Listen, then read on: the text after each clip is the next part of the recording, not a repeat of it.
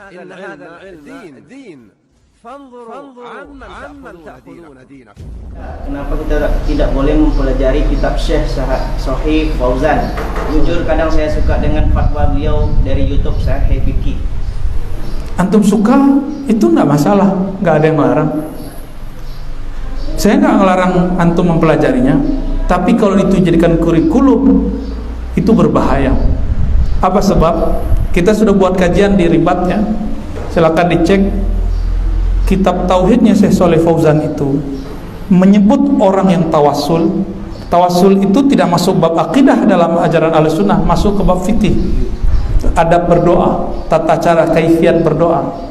Beda tuh, kamarnya sudah beda. Oleh Syekh Shalih Fauzan ditaruh di bab akidah. Maka beliau punya definisi yang berbeda dengan ulama Ahlussunnah yang mayoritas, apalagi sufi. Kita bertawasul bukan nyembah Nabi, bukan minta ke Nabi, kita minta kepada Allah, nyebut. Jadi tawasul itu nyebut silsilah, tapi pendek langsung ke Nabi.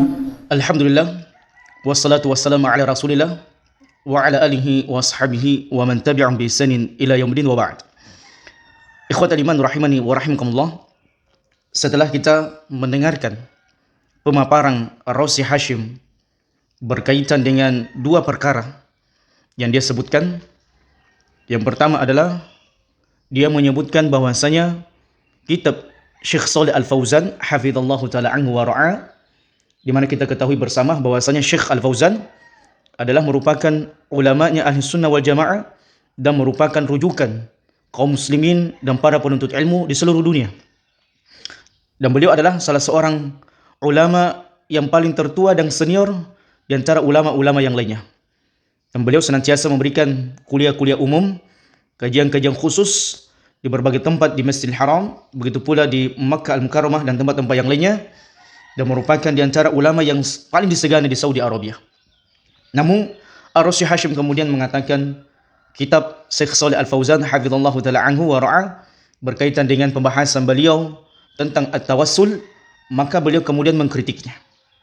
Kemudian pembahasan yang kedua jamaah rahmatullah, walaupun nanti pembahasan yang pertama ini kita akan bahas secara khusus di antara celaan para ulama terhadap orang-orang yang suka mengkritik, menyudutkan dan merendahkan para ulama atau penuntut ilmu. Nanti kita akan bahas secara khusus kajian-kajian tersebut. Kemudian yang kedua jamaah rahmatullah, yang menjadi pembahasan kita pada kesempatan yang berbahagia ini adalah pembahasan at-tawassul yang dibahas oleh Ar-Razi Hashim. Di mana kalau kita mendengar kajiannya, potongan ceramahnya ini adalah merupakan di antara at-tawassul asyirki. Tawassul menjadikan sesuatu sebagai perantara kepada Allah Subhanahu wa taala, beribadah kepada Allah dengan amalan yang berbau kesyirikan. Dengan amalan yang berbau kesyirikan dan merupakan amalan bid'ah yang tidak pernah diamalkan oleh para sahabat ridwanullahi jami'an. Maka jemaah rahmatullah Subhanahu wa taala berkaitan dengan at-tawassul bijahin Nabi sallallahu alaihi wasallam atau bi dzatin Nabi alaihi salatu wasallam, bertawassul dengan apakah dengan zatnya Nabi alaihi salatu wasallam, dengan jasadnya ruhnya Nabi alaihi salatu wasallam, atau bertawassul dengan jah, kedudukan, kemuliaan yang Allah Subhanahu wa taala berikan kepada Nabi alaihi salatu wasallam, maka kita katakan memang benar di antara para ulama terjadi perselisihan pendapat. Jadi Ahlussunnah wal Jamaah ini secara fair, secara jantan mengatakan memang terjadi perselisihan di antara para ulama. Ya, tidak sebagian ahlul bid'ah atau ahlul syirik yang senantiasa melariskan amalan-amalan yang tidak ada tuntunannya dari Nabi alaihi salatu wasallam. Terkadang mereka menyembunyikan yang hak dan menampilkan batil, kemudian membungkus kebatilan tersebut dengan perkataan-perkataan indah. Dan sesungguhnya inna minal bayan la sihra. Sesungguhnya di antara penjelasan-penjelasan manusia ada yang bisa memukau, menyihir manusia sehingga yang tadinya adalah kebatilan maka dilihat seolah-olah sebuah kebenaran. Maka demikianlah sebagian keahlian ahlus syubhat atau ahlul dhalalah atau ahlul bid'ah untuk memanipulasi amalan-amalan bid'ah mereka. Maka jemaah dirahmati Allah Subhanahu wa taala. Adapun pendapat yang pertama, maka sebagian kecil, tidak sebagian besar. Jadi ini harus kita kadang harus jelaskan.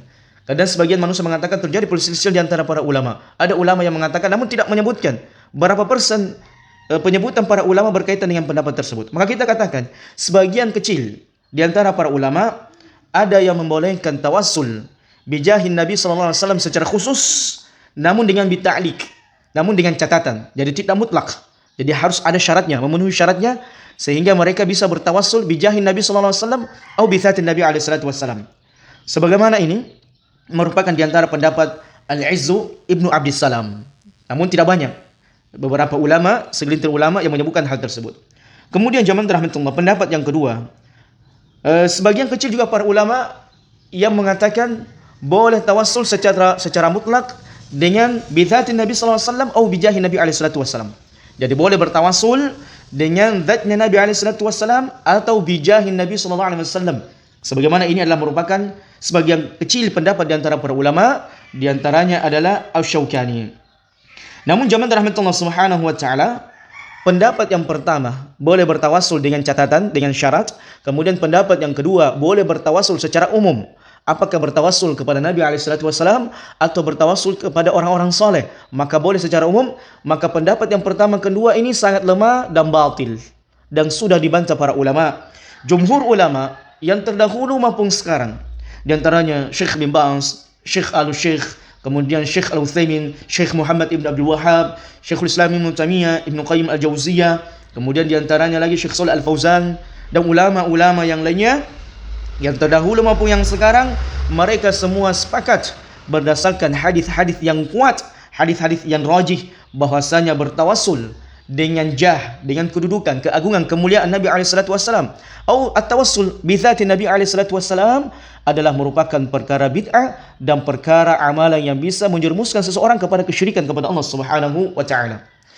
Dalilnya jamaah rahmatullah subhanahu wa taala, andaikan bertawassul kepada zatnya Nabi SAW atau bijahin Nabi SAW ini diperbolehkan, maka tentunya orang yang pertama kali melakukan hal tersebut adalah sahabat radhiyallahu taala anhum. Maka tentunya akan dilakukan oleh al-khulafa'ur rasyidin, Abu Bakar, Umar, Utsman, Ali, dan sahabat-sahabat mulia yang lainnya. Bahkan jamaah rahmatullah subhanahu wa taala, ada sebuah kisah menarik, yaitu ketika Umar ibn Khattab radhiyallahu taala anhu menjadi khalifah setelah meninggalnya Abu Bakar radhiyallahu taala anhu, maka terjadi musim paceklik, yaitu musim panas yang menyebabkan semua tanaman-tanaman pada saat itu mati kering karena tidak ada musim hujan. Ya, tidak ada hujan yang turun. Hingga kemudian Umar ibn Khattab radhiyallahu taala anhu mendatangi Abbas, pamannya Nabi alaihi salatu wasalam. Dan disebutkan dalam Sahih Al-Bukhari bahwasanya Umar ibn Khattab radhiyallahu taala anhu berkata, "Allahumma inna kunna natawassalu ilaika bi nabiyyina fatasqaina." Ya Allah, kami dahulu bertawassul kepadamu dengan adanya Nabi alaihi salatu wasalam di tengah-tengah kami, sehingga engkau pun ya Allah memberikan kami hujan. Wa inna natawassalu ilaika bi ammi nabiyyina fasqina. Wa inna natawassalu ilaika bi ammi nabiyyina fasqina. Dan sesungguhnya kami bertawassul kepadamu ya Allah dengan pamannya Nabimu alaihi salatu wassalam, fasqina, maka turunkanlah kepada kami hujan, fayusqun, sehingga Allah Subhanahu wa taala memberikan kepada mereka hujan, yaitu Umar ibn Khattab radhiyallahu taala anhu dan para sahabat yang bersama dengan Umar ibn Khattab radhiyallahu taala anhum. Sehingga zaman rahmatullah Subhanahu wa taala, para ulama menjadikan dalil ini hadis sahih yang diriwayatkan oleh Al-Imam Al-Bukhari rahimahullah, tidak bolehnya seseorang itu bertawassul kepada zatnya atau jah Nabi alaihi salatu wassalam, atau bertawassul kepada jah orang-orang soleh, kemuliaan orang-orang soleh. Andaikan zaman rahmatullah subhanahu wa ta'ala perkara tersebut diperbolehkan, maka tentunya Umar radhiyallahu ta'ala anhu tatkala mendapatkan musim panas yang sangat menyengat, musim paceklik yang membuat tanaman tidak tumbuh itu, boleh berdoa, bertawassul dengan zatnya atau jahnya Nabi alaihi salatu wassalam, maka Umar pasti akan melakukannya. Bersamaan dengan itu, mereka adalah orang-orang yang senantiasa berlomba-lomba dalam kebaikan. Mereka adalah orang-orang yang senantiasa mendahului kita dalam kebaikan. Itulah para sahabat. Lau kana khairan lasabaquna ilaihi. Ini sebuah kaidah dalam beragama zaman rahmatullah. Hafal, ihfazuha. Lau kana khairan lasabaquna ilaihi. Andaikan bertawassul dengan jah atau zatnya Nabi alaihi salatu wasallam itu diperbolehkan, lasabaquna ilaihi, maka tentunya para sahabat ridwanullah jami'an pasti mendahului kita dalam kebaikan tersebut. Maka jamaah rahmatullah subhanahu wa ta'ala, sebagai kesimpulan yang bisa kita sampaikan, yang pertama, para sahabat dahulu bertawassul dengan doa Nabi alaihi salatu wasallam, bukan dengan zatnya atau jahnya Nabi alaihi salatu wasallam. Ya, ini perlu diperhatikan karena sebagian manusia salah kaprah. Maka ditegaskan oleh para ulama bahwasanya sahabat dahulu Nabi alaihi salatu wasallam itu mereka bertawassul dengan doanya Nabi alaihi salatu wasallam yang masih hidup pada saat itu. Seperti dikisahkan, ada seorang wanita ya berkulit hitam yang dimana wanita tersebut memiliki penyakit sora', yaitu kadang dia mati-mati ayam. Kalau penyakit kita di zaman kita sekarang ini, dokter menyebutnya mati-mati ayam. Hingga kemudian dia datang kepada Nabi SAW meminta untuk didoakan oleh Nabi SAW. Maka Nabi pun kemudian menawarkan kepadanya, in sabarti falakil jannah. Kalau kamu mau, maka mudah saya mendoakan untukmu. Ya, saya berdoa kepada Allah Subhanahu wa taala kesembuhan untukmu dari penyakit tersebut. Dan kalau kamu mau, kamu bersabar dengan penyakit tersebut dan bagimu adalah surga Allah Subhanahu wa taala. Maka orang yang cerdas zaman rahmatullah bersabar dengan sesuatu yang dia tidak cintai, yang dia tidak inginkan, itu lebih baik untuknya. Bersabar dengan waktu yang sedikit itu lebih baik dan lebih utama untuknya daripada dia mendapatkan kesembuhan namun dia tidak mendapatkan surga Allah Subhanahu wa taala. Maka mental-mental para sahabat adalah mental yang kuat, maka mereka pun bersabar dengan waktu yang singkat untuk mendapatkan surga Allah Subhanahu wa taala. Wanita ini kemudian menerima untuk bisa bersabar dengan penyakit yang Allah Subhanahu wa taala berikan kepadanya dan baginya adalah surga Allah Subhanahu wa taala. Sebagaimana banyak diriwayatkan di dalam hadis, di antaranya yang diriwayatkan oleh Imam An-Nasa'i wa Tirmidzi. Begitu pula dengan Imam Ahmad, dan lafaz ini adalah lafaz At-Tirmidzi, di mana Nabi alaihi wasallam bersabda, in syi'ta da'autu lak. Kalau kamu mau, maka saya akan mendoakanmu kesembuhan untukmu. Wa in syi'ta sabarta fa huwa khairul lak. Dan apabila kamu bersabar, dan itu lebih baik untukmu. Dan dalam lafaz Ahmad disebutkan bahwasanya in syi'ta akharta dzalika fa huwa afdalun li akhiratik. Wa in syi'ta da'autu lak. Kalau kamu mau, saya akhirkan doa ini untukmu. Artinya kamu bersabar dengan apa yang menimpa untukmu, dan itu lebih baik untuk akhiratmu. Dan kalau kamu mau, saya berdoa kepada Allah Subhanahu wa taala. Maka dijelaskan oleh para ulama, dahulu para sahabat radhiyallahu taala anhum tidak pernah apabila mereka berdoa itu bertawassul dengan zatnya Nabi alaihi wasallam, dengan orangnya Nabi alaihi wasallam, atau kemuliaan atau kedudukan Nabi alaihi wasallam. Namun mereka apabila ada sesuatu yang mereka inginkan, misalnya mereka ingin disembuhkan dari penyakitnya, maka mereka datang kepada Nabi alaihi wasallam untuk minta didoakan. Maka sebagian para ulama mengatakan inilah tidak bolehnya kemudian bertawassul kepada jahnya Nabi alaihi wasallam. Andaikan bertawassul bijahi atau bi dzati Nabi alaihi wasallam jaizan, itu diperbolehkan, maka tentunya para sahabat ridwanullah jami'an akan melakukannya. Baik. Maka zaman dalam Allah Subhanahu wa taala fa'ulima bidzalik anna Nabi sallallahu alaihi wasallam da'a lahu wa syafa'a ila Allah fihi. Maka diketahui dalam perkara ini bahwasanya Nabi alaihi wasallam itu mendoakan sahabatnya, sehingga dengan doa Nabi alaihi wasallam mereka kemudian sembuh dengan izin Allah Subhanahu wa taala. Kemudian yang kedua, zaman rahmatullah, ada pun lafaz doa yang banyak tersebar di tengah-tengah masyarakat ketika mereka berdoa dengan bertawassul bijahi Nabi alaihi wasallam atau bi dzati Nabi alaihi wasallam dengan lafaz hadis tawassalu ila Allah bijahi. Bertawassullah kalian kepada Allah Subhanahu wa taala dengan jahi, yaitu kedudukanku, kemuliaanku. Fa inna jahi 'indallah al-'azimun. Sebab kedudukanku di sisi Allah Subhanahu wa taala itu agung, itu mulia. Maka kemudian dijelaskan oleh para ulama kita, para ahlul hadis, bahwasanya hadis tersebut haditsun maudhu', hadis yang dibuat-buat, haditsun makdzub, hadis yang dusta, yang disandarkan kepada Nabi alaihi salatu wasallam. Wala yasihu aidan ma jaa fi tawassul Adam alaihi salatu wasallam.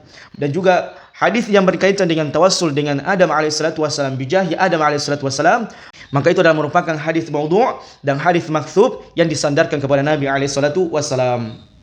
Kemudian yang ketiga, zaman rahmatullah Subhanahu wa taala, kalaulah bertawassul kepada Rasulullah sallallahu alaihi wasallam atau dengan kedudukan Nabi alaihi salatu wasallam, itu tidak diperbolehkan, ya, dilarang dalam syariat Allah Subhanahu wa taala, maka bagaimana lagi bertawassul dengan orang-orang soleh di bawah Nabi alaihi salatu wasallam, selain Nabi alaihi salatu wasallam, atau orang-orang yang tidak dikenal yang kemudian dianggap wali, atau sebagian manusia yang memiliki kuburan yang dikeramatkan, yang kita tidak ketahui apakah dia seorang muslim atau tidak.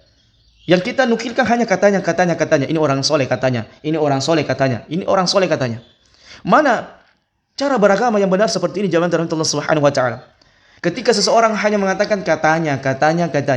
Sebagaimana Allah Subhanahu wa taala menyebutkan, tidaklah seseorang itu terjatuh dalam kesyirikan, berbuat syirik kepada Allah Subhanahu wa taala dengan perkara yang mereka lakukan, kecuali mereka hanya mendapatkan pendalilannya katanya orang tua kita dahulu. Maka tidak boleh zaman Allah. Sebab itu adalah merupakan perkara ghaib.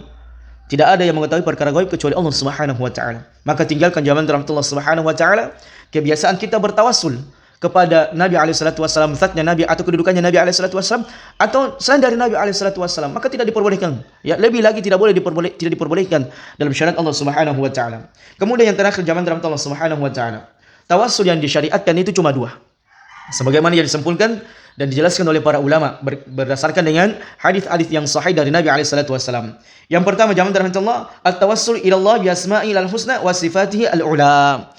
Tawassul yang diperbolehkan adalah bertawassul dengan menyebutkan nama dan sifat Allah Subhanahu wa taala. Ini saja, tidak boleh yang lainnya. Tidak boleh mengatakan wahai fulan, wahai Syekh Abdul Qadir Al-Jailani, wahai Habib ini yang sudah meninggal dan seterusnya. Maka ini tidak diperbolehkan zaman rahmatullah. Yang disyariatkan hanya menyebut nama dan sifat Allah Subhanahu wa taala. Seperti kita mengatakan Allahumma bi ilmika al-ghaib wa qudratika 'ala al-khalqi. Ya Allah, dengan ilmumu yang meniputi segala perkara gaib dan semua segala kemampuanmu, maha kekuasaanmu atas makhluk-makhlukmu. Atau kita mengatakan Allahumma inna nas'aluka bi annaka antal wahidul ahad. Ya Allah, sesungguhnya kami meminta kepadamu bahwasanya Engkau adalah Tuhan yang Maha Esa. Maka boleh zaman dalam Allah Subhanahu wa taala. Kita mengatakan ya Rahman, ya Rahim, ya Malik, ya Qudus, ya Salam, ya Mu'min dengan menyebut nama dan sifat Allah Subhanahu wa taala yang tentunya yang termaktub di dalam Quran maupun sunnah Nabi alaihi salatu wasallam. Kemudian tawassul yang kedua yang diperbolehkan, yang dijelaskan oleh para ulama, bukan hanya Syekh Shalih Al-Fauzan, tapi banyak ulama yang lainnya, di antaranya Syekh bin Baz, Syekh Al-Utsaimin, Syekh Abdul Muhsin Al-Abbad, kemudian Syekh Abdul Razak, begitu pula ulama-ulama yang lainnya. Tawassul yang kedua yang diperbolehkan adalah at-tawassul ila Allah bil amali salih, yaitu bertawassul kepada Allah Subhanahu wa taala dengan amalan saleh yang kita lakukan. Sebagaimana dikisahkan dalam hadis Nabi alaihi salatu wasallam, 3 orang pemuda yang sementara mereka melakukan perjalanan. Tiba-tiba pada saat itu mereka kemalaman. Hingga kemudian mereka terpaksa harus bermalam di sebuah gua. Dan tiba-tiba beberapa saat mereka berada di dalam gua tersebut, maka bergoncanglah bumi yang kemudian bebatuan yang besar di atas gunung tersebut menjatuhi tempat masuk mereka, yang kemudian membuat pintu masuk gua tersebut tertutup.